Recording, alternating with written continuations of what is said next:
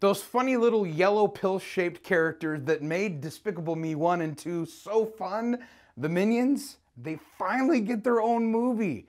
That's what we're talking about this week on ReviewsForTheRestOfUs.com. The new Minions movie. How is it? Where should you see it? And who should you see it with?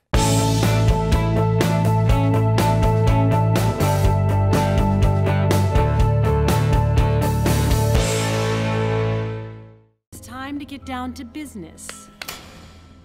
Do you know who this is? La cucaracha? This is Queen Elizabeth, ruler of England. Oh, I love England. The music, the fashion. I'm seriously thinking about overthrowing it someday. Anyway, this pale drink of water oversees it all. I'm her biggest fan, love her work, and I really, really, really want her crown.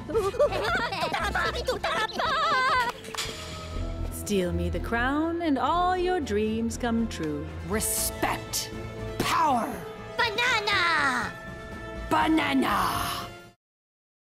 So if you've seen either the Despicable Me movies, you're probably very familiar with the Minions. I mean, who isn't? Pretty much everybody thinks the Minions made those movies, and they kind of did. Now don't get me wrong, Steve Carell is hilarious as Gru in those movies, but it's these funny little characters, you can barely understand what they're saying, that they're all up to all sorts of goofy antics, that made those movies laughable. So the folks at Illumination Entertainment who make these movies decided, hey, why not give them a movie of their own? And so they did. And as you would expect, they're up to their old antics, except for this takes you all the way back to where the Minions came from and their long sordid history of constantly looking for an evil boss to work with. So how is it? Well, honestly, like a lot of animated movies, it's really cute and it's funny, especially for little kids. There is one weird thing in this to me though, and that is that a lot of these animated movies, they do a lot of stuff that's funny for adults too, in the form of like innuendo, like passing comments that parents will kick up but kids don't. Pick up, I should say. This movie isn't so much that way. There is innuendo, but the weird thing is it's visual innuendo.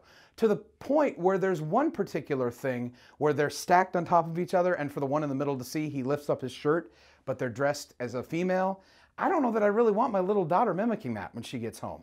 So there's some of that stuff to be aware of, and that just makes it funny, but not hilarious. And I certainly thought the Minions movie would be hilarious. So where should you see it?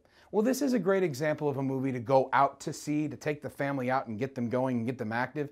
So it's definitely worth checking out at the theater. If you need a summer activity, might be worth checking out in 3D because there were some scenes that I could tell, and I even saw it in only 2D, that I could tell were shot for 3D that would be a lot of fun with the glasses on.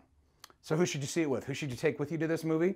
Well, other than that kind of visual innuendo that I mentioned aside, this is safe for pretty much kids of almost any age, probably 6, 7 on up, certainly going to be completely safe for this movie.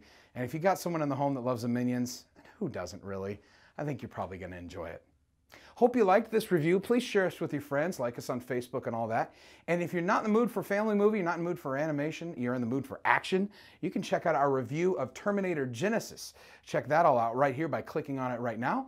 And we'll see you next week on ReviewsForTheRestOfUs.com. Reviews for movie fans, by movie fans.